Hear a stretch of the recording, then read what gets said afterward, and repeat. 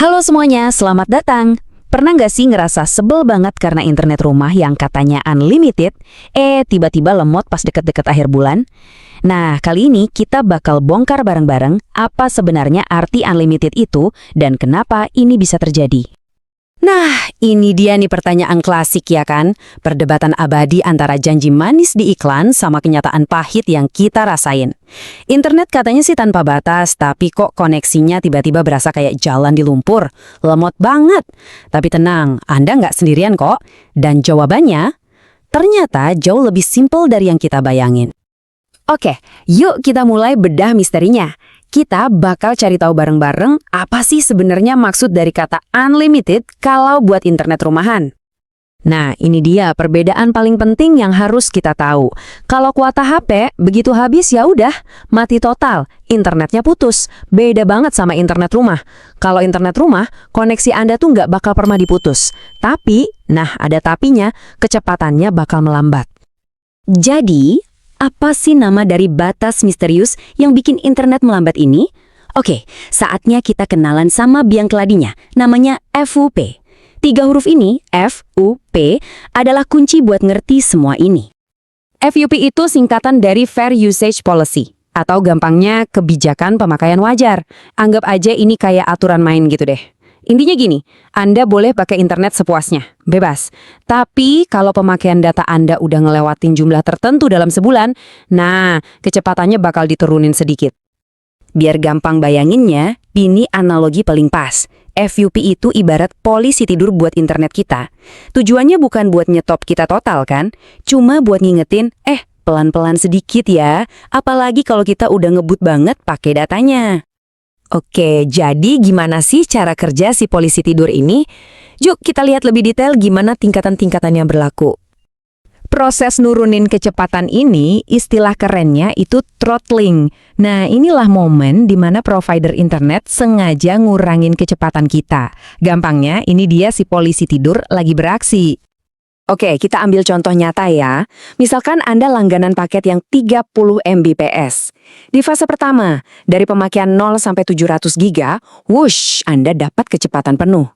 Nah, begitu pemakaian lewat dari 700 GB, Anda kena polisi tidur pertama. Masuk fase 2, kecepatannya turun.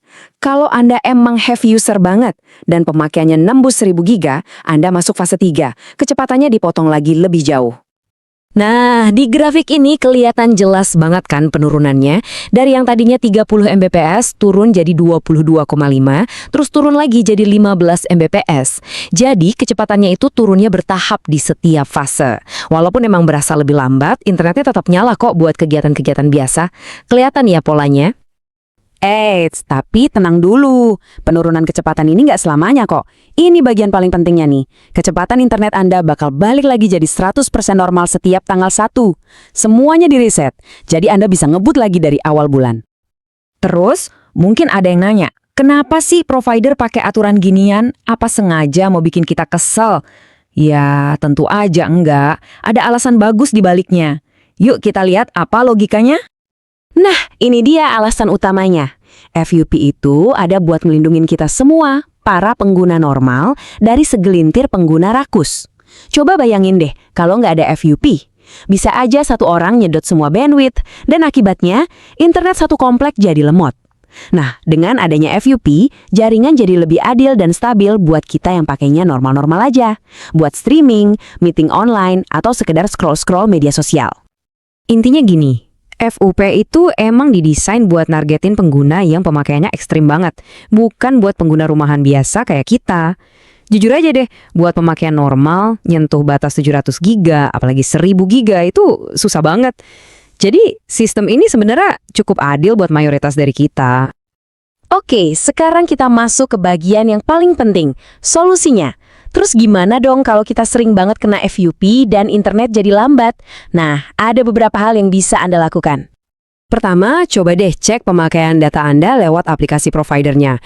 Kedua, kalau ternyata Anda emang pengguna super berat, mungkin ini saatnya buat pertimbangin upgrade paket yang lebih tinggi. Kenapa? Karena batas FUP-nya juga jauh lebih gede.